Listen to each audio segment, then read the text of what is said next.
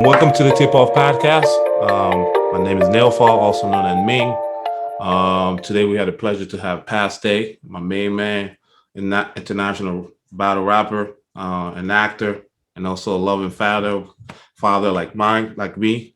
But mainly, obviously he's known to battle some of the best battle rapper in not just in Canada but also in the states, such as DNA, Charlie Clips, Arsenal, Al Hallow, and etc. So, anyways, give it a. I'm gonna give it to Pastor to introduce himself. Well, I mean, I think your first intro was even better.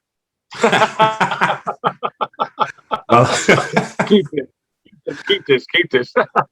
My name is Pat Stay. I'm a battle rapper / rapper, entertainer, actor, and like you said, most of all, father. You know what I mean? Good yeah, friend of Ming's. yeah, appreciate it. So, yeah, Pastor, tell us a little bit about like where you grew up. Let's just dive right into it. Where you grew up. How was your childhood look like? I grew up in Dartmouth.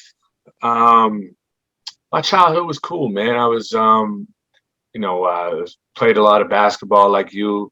I wasn't like a star, not like that. My brother was a star, as far as basketball. He got to play in university and stuff, got a scholarship, but it was cool, man. I just another young kid figuring out his ways, roaming Right. around, doing this thing, finding out, you know, how things work and who I was. And I ended up moving from Dartmouth to Coal Harbor when I was about 16 or something.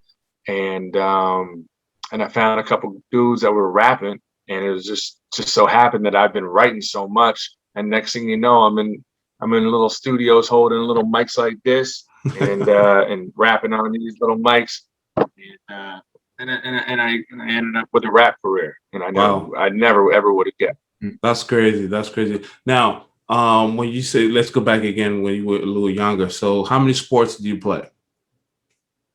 I played baseball. I played basketball. I didn't play much hockey. I played street hockey, a lot of street hockey, but I wasn't good at skating. I suck at skating. I can't stop.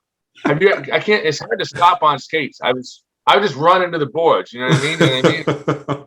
Did my best, but in street hockey, bomb. You know what I mean? I was good at goalie, but Right, mostly basketball and baseball was like my main stuff that I played.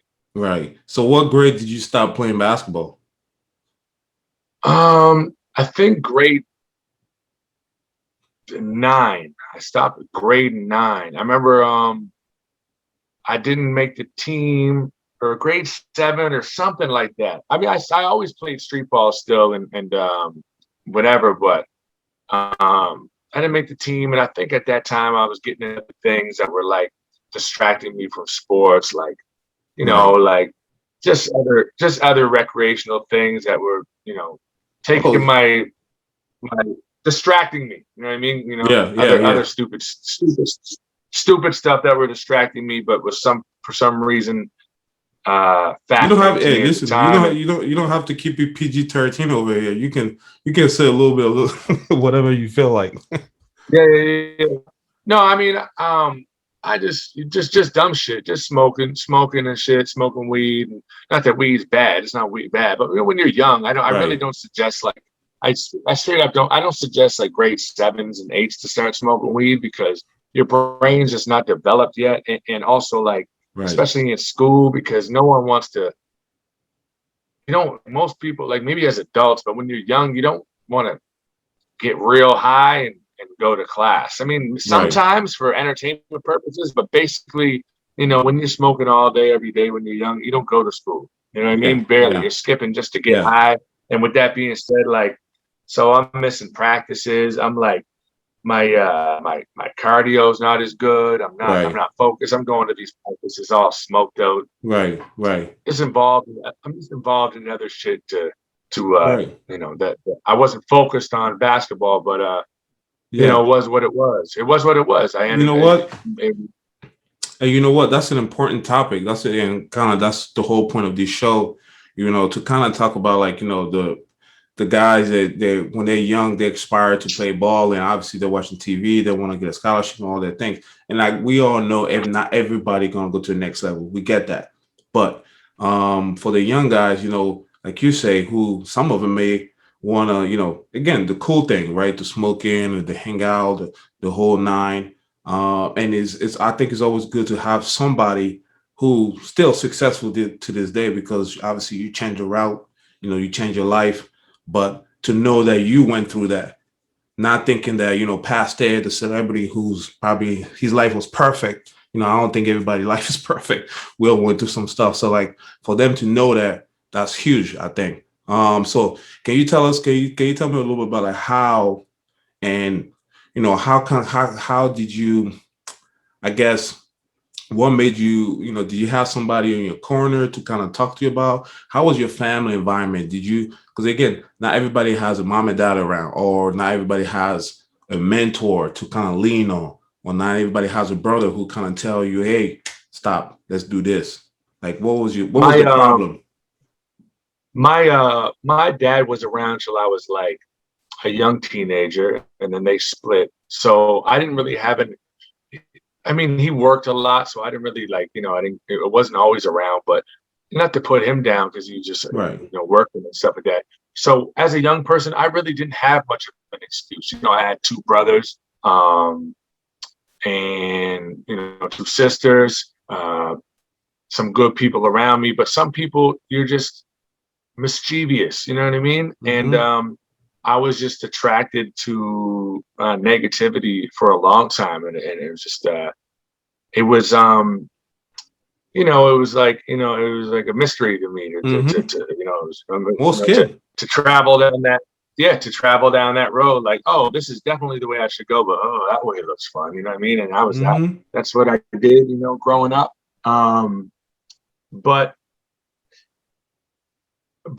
I mean, I still did have like my brothers to try to keep me in line sometimes, but it was more so tough love. It was not so like, hey Right. man, it's like Right. you should really not do that, man. It's not good for you. It's more so like, Right. what are you doing? Type of shit, right? But but Yeah. Yeah. but even that, like I don't like to act like I didn't have any type of support. I had support, and I didn't go too far off the rails and nothing like that. But um, Yeah. but Yeah. I do understand the importance of having someone there to stick by your side and be like and put you in the right direction at all times. And the sad thing is, a lot of people don't have that. Yeah. And I am that person for a lot of people, and I know you are too. I spend a lot of my time trying to direct some of these people in the right direction who don't have any type of support, and Mm-hmm. it sometimes weighs on me heavy too, because I know how quick they can go that way, just Mm-hmm. with the wrong influences. And like, a lot of times growing up, past like type of stuff, all that was surrounding me with was bad influences. You know what I mean? I'm not saying my friends were bad, but sometimes a lot of people we were around were just like, bad influences. And it wasn't very often where one of them would be like, hey man, you're a smart kid, man. You should get away from here, man. You should something like that. And I think that is so crucial to have those people around. Um, I wish that there were more. I mean, but I ended up fine. I've never got, Right. I never got Right. too much trouble or nothing like that. So I'm good here to this Right. day. That's that's So awesome. me personally, but there's still so many kids out there that, it's like I literally worry about them because I know how quick it is to just go off the rails with no support, no one behind you, and being like, this isn't Right. it, man. This is not, because some things are so fascinating, but you grow up to realize how fucking shitty they are. Right. And you know what Right. I mean? Right. I don't know if I like No, drifted off it's there in conversation, but no. That was perfect. That was perfect, and it's needed to. It needs to be heard. It needs to be heard. So now let's go jump a little bit. Let's fast forward. So, obviously, sport didn't work out how you planned it, or whatever the case might be. So what's the first thing that you fall in love of? Was that rap, or was that battle rap? What was that like? What was the music. first thing? Music. Yeah, music. I started rapping, and then I was locked in, man. I was locked in. I'm writing all day, every day. Um, I'm gaining a name for myself because I'm super active, super dedicated to it, Mm. and it just kept on getting bigger and bigger and bigger. And then a battle happened. A battle league happened down here, and I was one of the first Let me battles. And then let me cut you off for a second. So I want you to think about a kid, right? Who again he likes to play ball or whatever, but then just like you, he realized that basketball is not it, or it didn't work how he planned to be, and he wants to get into the music industry. What's the first thing you would tell him to do? the first thing I would tell him to do, has he started recording yet? Is he recording but just trying He to like get a name, or has he not even started? he's not even started. He's again just like you, grade 8, grade 9. Kind of telling me, you know what, I'm done with ball. I want to get into music because I love, obviously, especially nowadays, everybody listening to music. So Mhm. he's fallen in love with it. He was like, you know what, this is dope. I want to try it. What's the advice? I would say study the game, study what people are doing to be successful. But before you even think about the success, I'd say master your craft. So decide who you want to be. Some people, they do it strictly for entertainment, so they'll do things like, rap about who they're not, or who they want to be, or flashy cars, or fake it till you make it type thing. And that works for Mm-hmm. some people. Or you can speak from your heart, your experiences, and just get that shit on a page, man, and just Right. just bleed from whatever you write from. And if that, and usually that will be such it's like a medicine for the Right. heart, you know what I mean? How many Stress and stuff. So how yeah. many how many days would you say that you rap? Like when you first started, how many days did you start writing? Like did Oh, you I write? wrote all day, every day. That's all I did was write, write, write, write, write, write, write. You know what I Wow. mean? That's That's all I did. pages on It's pages. all I did. Oh, bro, there's pages, pages, pages, some. I record so many songs that I burn CDs and give them out to everyone at school and chuck them at people. People to this day will be like, "Man, I remember you walked up to my car and just threw a CD at me in my car while my windows down." Hey, man, listen, I had to get out there, right? So, You had the but hustler. You I had was, that hustler in you too. yeah, man. I mean, back then I used to walk around the neighborhood, any neighborhood, rapping in the street. You know what I mean? And people would always laugh at me, point and laugh. And my own family would be like, "Man, you look crazy out there, bro. You got to stop doing that. You're embarrassing yourself and all that type of stuff." And then later on in life, uh, I ran into somebody one time. It was really inspiring, and he was like, it was actually two people, he and she. They were like, "You know what? I used to see you walking around thinking you were crazy, rapping to yourself and blah, blah, blah. And now it all makes sense because you earned Mm, that damn right to do that now. Now, if anyone right, sees you doing it, they're like, that's past day. I mean, he right, can do that." right. So tell me how, and that's perfect. That you kind of went there. What was the breakout? So now, obviously, you working your craft, you practicing, you training. I mean, in terms of writing, you just writing. Now, what's the how? When is the day that you kind of had the breakthrough where it's like now I'm past day? Okay, now people are reaching out and want to book you and things of that nature. My first battle was in Halifax. and and that was kind of the break. I didn't expect it to be such a great response. Um, there was like what 30 people there, and then when it started going, next thing you know, there's like 100 people all surrounded us. It went on Hmm. YouTube, and YouTube was new at that time. And anyways, the videos went viral, and next thing you know, everywhere I go, yo, Pat Stay, Pat Stay, Pat Stay. And Wow. then I was like, oh shit, it's happening. And that's where I started really Wow. elevating. Is that kind of like how did you connect it with King of the Dot? Like, how did the connection happen? Is that because of you were killing it at home and then they were like, you know what, let's fly this guy in and see what he can do? Well, King of the Dot, there was no battle leagues at that time. There was King of the Dot. So there was down home here, we had the Elements League. And then after that stopped, a league called Grind Time started, which was in the States. And then after Grind Time started was King of the Dot. And Hmm. so King of the Dot hit me up like way after Elements League down here was already done. And there's like, yo, he's like, yo, you want to still battle? I was like, nah, I'm over it, man. And then he kept asking me and kept asking me. I said, you know what, man, I'm gonna go out there. So I went out there, tore it up, and then I kind of never looked back, man. I just then I Wow. then all these other leagues started popping up, and I started Is going to those leagues and killing shit there too, man. And is next thing you that know, is that kind of like the same timing when I don't know exactly what year was it, but kind of I want some of my friends to hear this story. Is that kind of the same time where Drake kind of flew in and came to see you rap? well, that was later on. So that was like what 5, 6, 7 years ago or something like that. So pretty later on, but yeah, that was 2007. Did you know that No, he was coming? 2008. Did you know he was coming?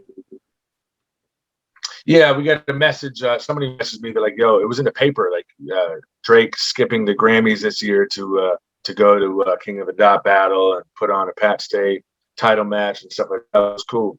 Yeah, Wow, that got to be that. You probably were you on fire that day? Well, I mean, I'm sure you were like, okay, hell yeah. I got to really pull on for Canada. I mean, he pretty much started off to I think for me personally, to be honest, like nobody really know Canada like as a like pop culture or like rapping. It's true.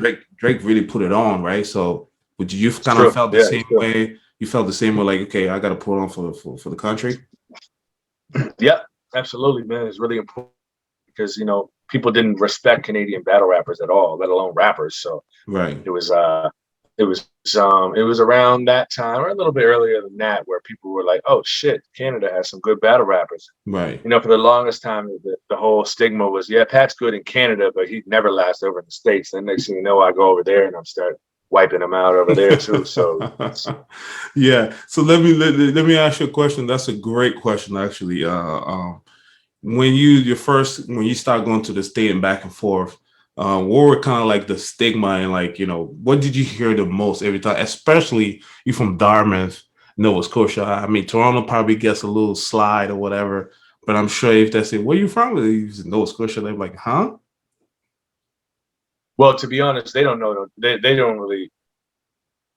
People in America, for the most part, it don't matter where you're from in Canada. All they hear is Canada. You know what I Right. mean? I've been over there. They're like Canada. They're like one girl. I went over there. I was in Boston, and I said, she's like, "Where are you from?" I said, "Canada." She said, "Canada? How did you get here?" And I was like, "What are you talking about?" It's like a plane.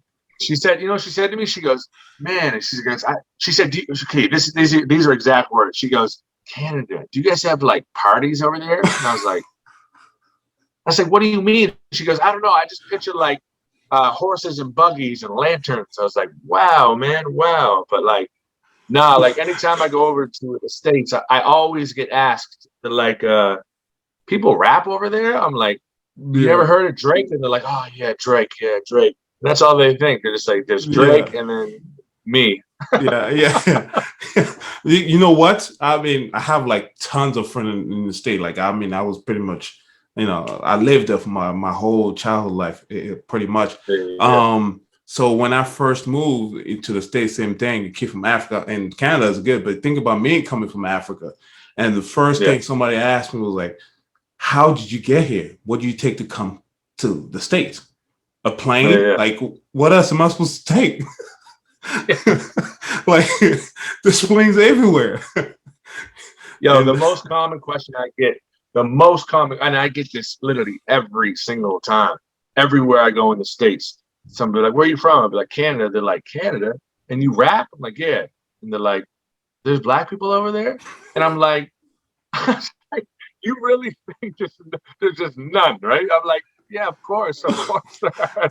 But like, I understand what they mean. Like, rap is black culture. So like, they're kind of like, where did you get that? Where did you soak up this knowledge from and this right. style from, right? But I'm like, it's crazy that some people over there just don't even know that there's anything in it whatsoever. You know what I mean? Wow. Wow. So now let me ask you, so now kind of like obviously you where are you in your rap battle career? Because now I kind of see and a lot of few people are seeing like you being an actor, you're doing different things, you're kind of shifting your skill, your skills in a certain different area. How did that come about?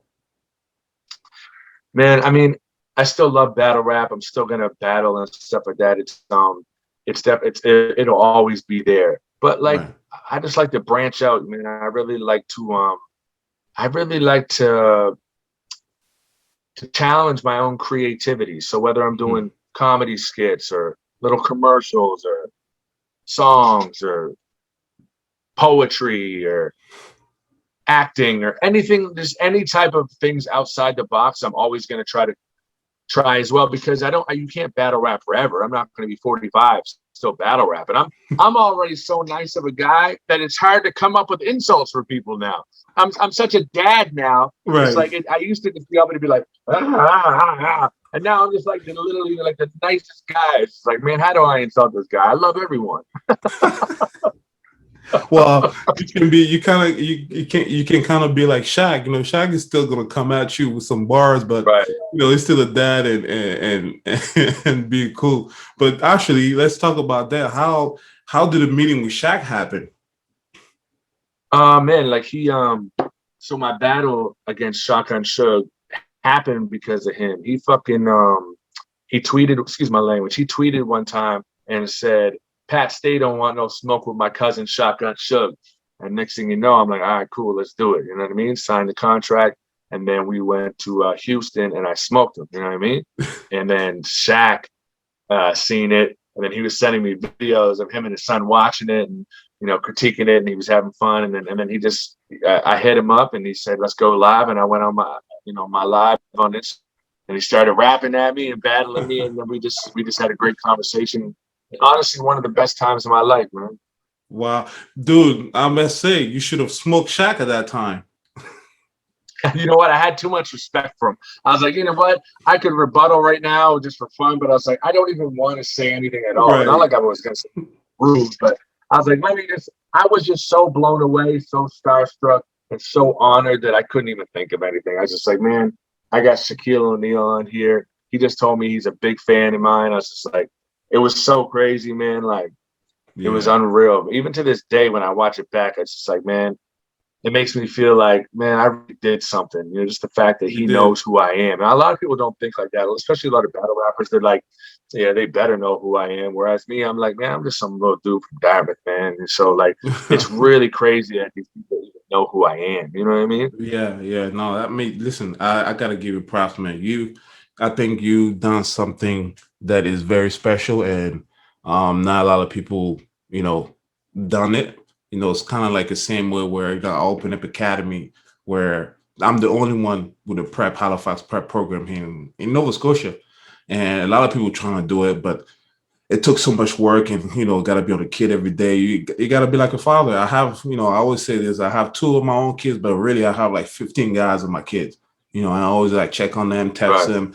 It's more than just me be on the court and train them. It's really like check on them whenever they are, like if they need anything, and be there for them. Because as you know, a lot of times, especially young kids, mental health and things like that can affect them if they're, they don't have, again, like I said, sometimes you need to have like a mentor or somebody be there for you and kind of like guide you in certain area. And I can see you kind of doing the same thing.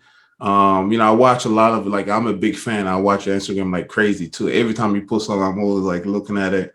And I love how you still funny and like from time to time like make jokes or whatever, but at the same time, you have a message that you put in, right? Instead of like kind of like just like a message, and most people might not listen, but because you passed day, you say something, most people gonna laugh right away, even if you don't say nothing, which is freaking crazy.